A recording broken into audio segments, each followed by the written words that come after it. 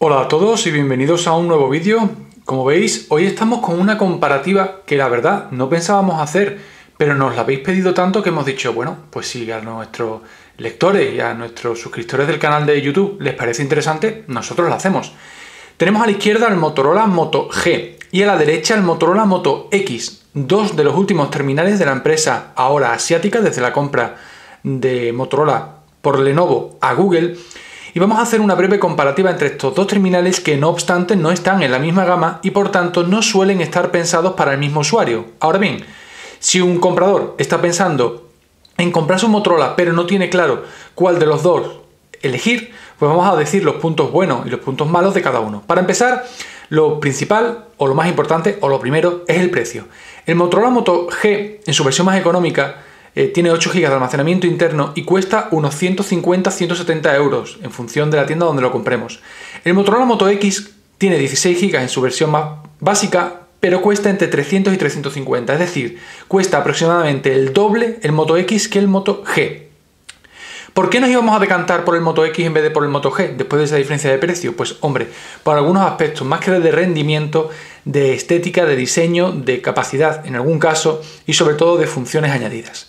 Como veis, el Motorola Moto X es un terminal bastante contenido en tamaño para su pantalla de 4,7 pulgadas si lo comparamos con el Moto G, que tiene 4,5, ambas de 1280 x 720 píxeles y tienen el mismo tamaño, es decir, al mismo tamaño, mientras más pantalla, mejor.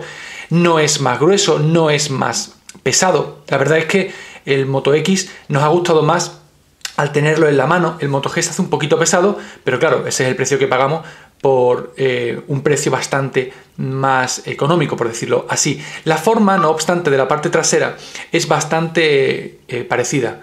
El Moto G es más grueso, pero también tiene la curva en la parte trasera que hace que sea muy cómodo. Ambos tienen la parte del botón o del logotipo de Motorola que facilita el agarre. Ponemos aquí el dedo, por ejemplo, y ayuda a agarrarlo, pero es la curva trasera la que en ambos casos nos ha gustado mucho. El diseño, como veis, es muy similar. El Moto G tiene unos marcos superior e inferior, sobre todo el inferior, bastante más grueso, cuestión también de hardware y de no querer miniaturizar mucho los componentes para no subir el precio.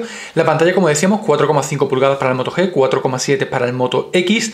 El procesador de 2 núcleos en el caso del Moto X, al salir primero 1,7 GHz y que nos da una puntuación, por ejemplo, en Quadrant de 8196 puntos. Este mismo test hecho en el Moto G nos da 8371, es decir, nos da menos puntuación pese a tener un procesador quad-core a 1,2 GHz.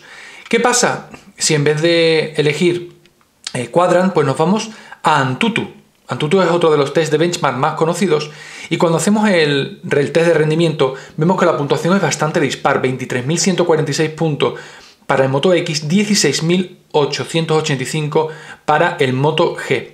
Si nos vamos a verlo en un gráfico de barras, vemos como el Moto G está por debajo del S3 y el Moto X está por encima del Note 2, es decir, hay cierta diferencia de rendimiento en cuanto al tipo de procesador. Aquí veis que el número de núcleos no suele ser tampoco algo clave. Es importante la memoria RAM, por ejemplo, a la hora de la fluidez. ¿Y por qué decimos eso? Porque el Moto X tiene 2 GB de memoria RAM y el Moto G solo tiene 1 GB, aunque bueno, para el precio que tiene, como decimos siempre, está más que bien. Seguimos con el tema del rendimiento y es que hay un aspecto en el que el Moto G barre completamente al Moto X, que es la autonomía.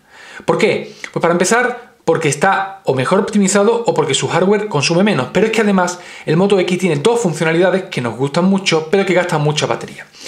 Una de ellas son las notificaciones activas. ¿Qué es eso? Porque cuando cogemos el terminal, como veis, se enciende la pantalla, una pantalla AMOLED, que nos va a decir las notificaciones que tenemos. Y solo pulsando en ella aparecerían en la parte superior. El Moto G no lo tiene. Tiene un LED de notificaciones para cuando tengamos alguna, de una forma bastante más clásica. Además, aunque el Moto X lo tengamos, digamos, bloqueado, podemos activarlo con la orden OK Google Now. Como veis, aparece esta orden, con esta orden el reconocimiento de voz. Podemos decir la orden que queramos, lo que nos interese, sin tener que desbloquearlo. Esto no lo tiene ningún otro móvil con este nivel de integración. Evidentemente esas órdenes también las podemos hacer con el Moto G si pulsamos en el micrófono. ¿Qué tiempo hace? Aquí aparecería pues el clima, etc. En el Moto X no tenemos que hacer ese desbloqueo inicial. En todo momento está escuchando, pero como decimos, eso hace que la batería se drene. Con respecto al rendimiento, hemos optado, como siempre, por irnos a Asphalt 8, que es un juego en el que vamos a probar ambos dispositivos. Este juego lo teníamos abierto al empezar la review y como veis, la menor cantidad de RAM del Moto X del Moto G, perdón, ha hecho que lo haya cerrado.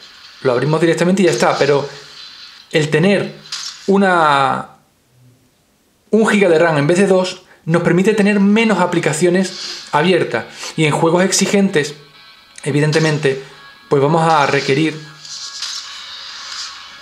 de mientras más memoria RAM mejor. Vamos a probar una de las pistas. Y además vamos a probar el sonido. Vamos a subir el volumen al máximo. Ambos tienen el altavoz en el mismo sitio, justo al lado de la cámara, y con la curvatura, la verdad es que cuando se apoya no se pierde demasiado sonido. Vamos a jugar primero, muy brevemente por supuesto, en el Motorola Moto G a Asphalt 8. Un juego que por cierto ocupa mucho, y ahí sí que hay una desventaja para el Moto G, puesto que solo tiene 8 GB de almacenamiento interno, aunque la versión 4G sí tiene micro SD, cosa que no tiene ninguno de los dos móviles que estamos analizando.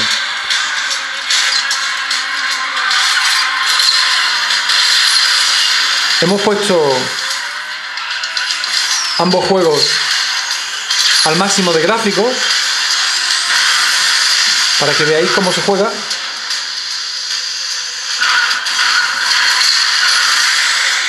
Vámonos ahora al Motorola Moto X y en la misma vista el sonido, como veis, es más limpio, más nítido.